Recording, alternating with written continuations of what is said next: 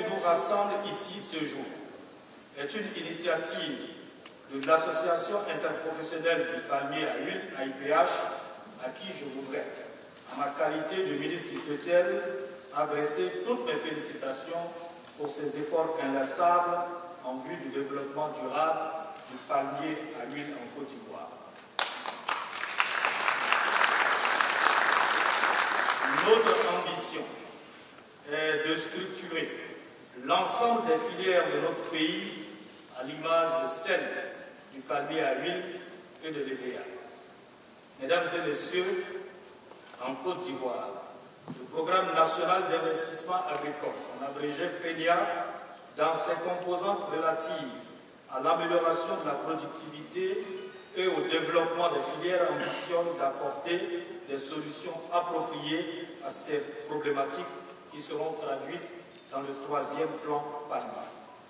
Ce troisième plan palmier vise à relancer le développement de cette filière pour améliorer non seulement notre leadership régional, mais aussi nous positionner comme une nation de culture du palmier au plan mondial. Ce nouveau programme nous permettra, grâce à l'amélioration de la productivité, de passer de 300 000 tonnes d'huile à 600 000 tonnes d'huile à l'horizon 2020.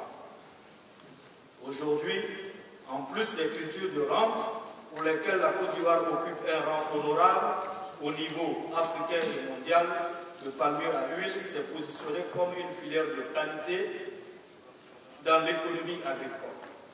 Grâce à sa contribution à hauteur de 3,13% dans la création de la richesse nationale, communément appelée le PIB, et avec une production annuelle de plus de 1 600 000 tonnes de régime, le palmier à huile fait vivre près de 2 millions de personnes et contribue à réduire la pauvreté et à assurer la sécurité. Donc ce qui fait la différence de rendement à déficit hydrique égal entre les différents sols, les différentes catégories, c'est la capacité de retenir de l'eau.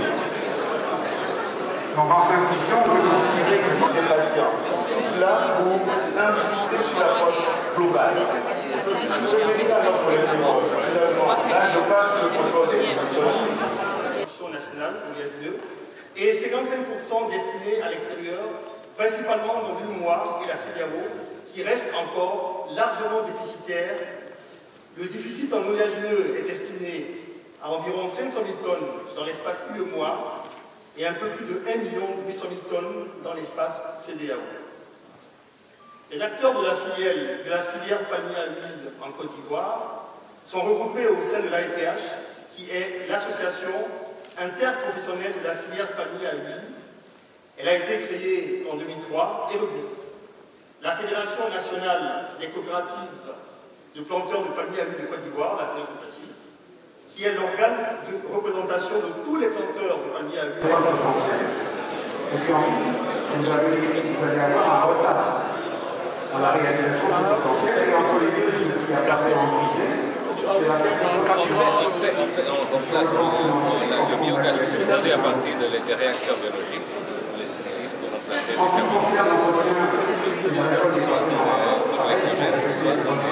les chaudières. Eh bien, nous souhaitons arriver à une chose, c'est que les producteurs africains s'entendent pour défendre l'image de l'huile de palme. Actuellement, c'est la Côte d'Ivoire qui était le premier pays du Sud à s'élever contre les allégations diverses. Donc actuellement, nous voulons faire une union des producteurs africains d'huile de palme pour qu'on adopte ensemble une charte d'éthique, aussi bien en plan de vue de l'environnement qu'au point de vue social, et par conséquent qu'on cesse de nous attaquer l'huile de palme. Voilà ce que nous attendons. En tout cas, la Côte d'Ivoire prend une position prédominante pour l'instant. C'est nous qui avons, disons, initié ce mouvement de protestation contre les propos tout à fait dénigrants qui continuent d'être répandus par des concurrents principalement.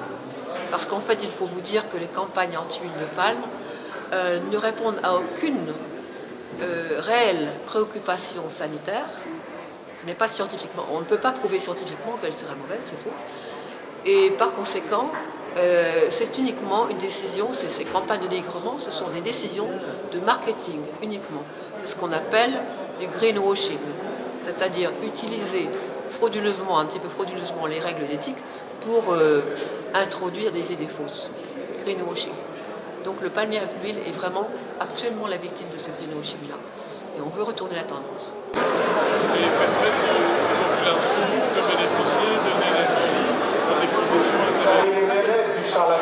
Voilà, alors je m'appelle Corinne Oren, je suis directrice administrative de la société d'Ekel Oil. Je travaille avec la direction générale qui se trouve en Israël et nos activités sont en Côte d'Ivoire. Nous sommes en cours de construction d'une usine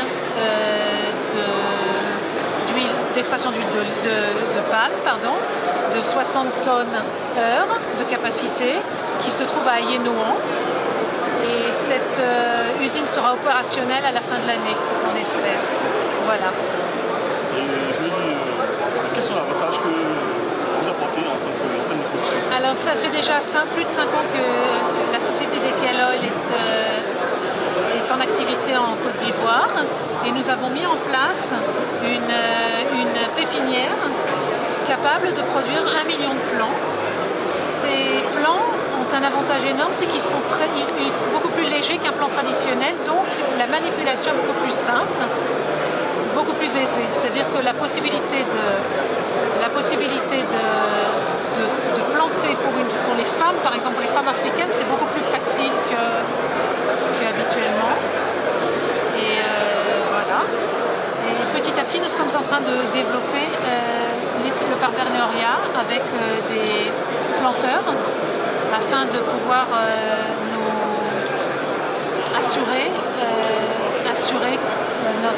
nos matières premières pour pouvoir continuer pour pouvoir commencer à produire notre huile. Voilà. Tout à l'heure, nous avons montré la pleine activité. Et avant de terminer, je dirais autre chose. Nous sommes certes tous des humains, mais nous ne sommes pas tous pareils. Il y a des dissemblances entre blanc et noir, entre noir et jaune. Et pour affirmer beaucoup d'amour, ce que Jeannot a dit, et il ne pousse pas, parce qu'il n'y a pas de pluie. Alors, pourquoi il faut savoir que nous, on gère déjà la plantation terrienne. Les pratiques agricoles qu'on utilise en Afrique sont quand même les meilleures du monde. Les plantations sont très vertes, les plantations sont bien gérées, il n'y a pas de souci pour ça. Aussi pour les usines, on fait le maximum. Le taux moyen d'extraction en Afrique est plus élevé qu'en Asie. Alors on connaît nos pratiques, les grandes sociétés, aussi les sociétés moyennes taille, ils connaissent leur travail. Ce n'est pas ça le problème. Si on ne paye pas les gens en Afrique, ils ne viennent pas travailler. Alors on paye les salaires, on paye beaucoup. On paye cher pour le travail fait. On gère la nature, on gère les déchets. Tout ça, c'est déjà fait. Tout ça, ça tourne. Alors, pourquoi être certifié? Alors, il faut montrer aux gens que tu fais ces choses bien. Alors, où on a le plus grand problème, c'est avec Principe 7. Principe 7, c'est le développement des nouvelles plantations. On a eu cette vague de développement des plantations dans les années 70 et 80. Et depuis là, les plus grandes plantations se renouvellent chaque année, mais il n'y a pas de très grandes extensions. Alors, si on commence avec des très grandes extensions, on est bloqué avec un principe qui est le principe 7. On fait tous l'étude d'impact socio-environnemental, c'est obligatoire, c'est la loi de chaque pays en Afrique. On fait l'étude de sol-topographie, on ne va pas planter dans les zones marécageuses ni sur les collines. Mais il y a aussi cette règle qui dit que pas de nouvelles plantations après novembre 2005 sur forêt primaire.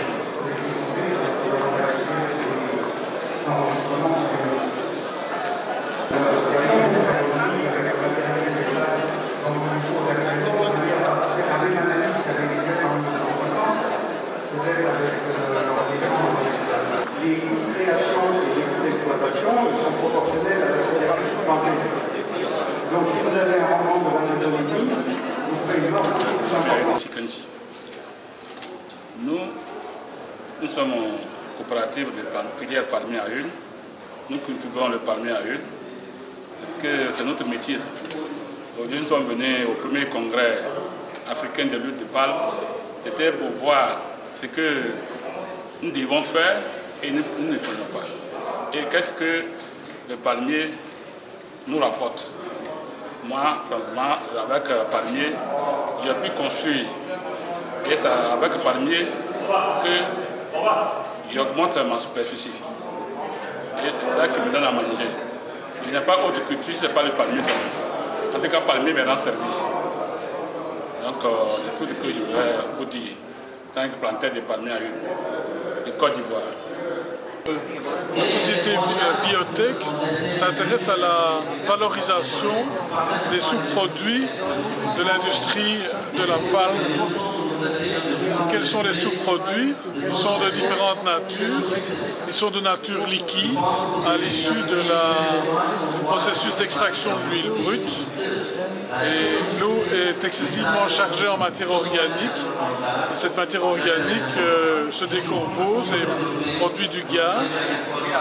Et Biotech a maîtrisé cette production de gaz, il la stocke et l'utilise pour produire soit de la vapeur, soit de l'électricité. Donc c'est la production de biogaz que vous voyez ici. Le deuxième aspect, c'est que les fruits de palme sont produits avec des rafles. C'est de la matière végétale importante que l'on peut fertiliser, qui peuvent servir de fertilisant aux plantations. De la même manière, on recycle donc la production vers la huilerie, parce que la production sera améliorée par les fertilisants et la production énergétique sera améliorée puisque une partie de l'électricité sera produite de manière directe sans devoir faire appel à de l'énergie extérieure. Maintenant, parce que nous sommes implantés, donc notre spécialité c'est de travailler sur la bande tropicale. On a mis au point les techniques en Colombie. On a implanté ces dernières années différents projets en Malaisie. Maintenant, nous commençons par 3 unités dans 3 pays différents d'Afrique. Voilà, quelques réalisations. Vous voyez ici la production de gaz qui se fait dans des lagunes couvertes. Vous voyez à peu près les différentes possibilités de production. Ce sont les productions de fruits de palme de la plantation et les quantités d'électricité produite. Vous voyez que ça tourne aux alentours d'à peu près 1 mégawatt par entreprise. Et 1 mégawatt, c'est quand même une quantité très importante d'électricité qui peut alimenter plusieurs milliers de personnes en électricité. Tout ça uniquement au départ des déchets de la plantation. Ça n'affecte en rien la production de l'usine en huile végétale. Voilà ce que je pouvais dire sur Biotech Atelier. Les prochains événements que vous allez bientôt et les projets qui sont en cours de réalisation au Ghana, Nigeria et Gabon seront inaugurés dans les prochains mois. Ils sont en phase de construction actuellement, donc fin 2013 et mi-2014, on va échelonner les mises en service de ces 3 premières unités qui seront créées pour la société SIAN, qui est un producteur d'huile de palme en Afrique. Merci.